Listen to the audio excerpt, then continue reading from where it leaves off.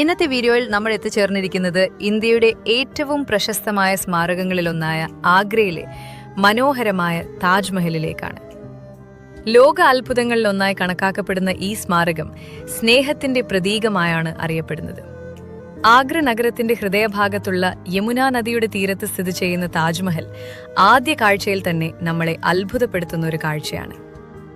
വെളുത്ത മാർബിൾ കൊണ്ട് നിർമ്മിച്ച ഈ മഹത്തായ സ്മാരകം സൂര്യന്റെ പ്രകാശത്തിൽ മിനുങ്ങുന്ന കാഴ്ച കാണുമ്പോൾ മനസ്സ് നിറഞ്ഞു പോകും.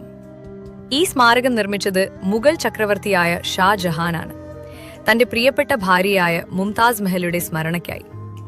1632 ആരംഭിച്ച നിർമ്മാണം ഏകദേശം 20 വർഷമെടുത്താണ് പൂർത്തിയായത്. ആയിരക്കണക്കിന് തൊഴിലാളികളും കലാകാരന്മാരും ചേർന്നാണ് ഈ അത്ഭുത സൃഷ്ടി നിർമ്മിച്ചത്.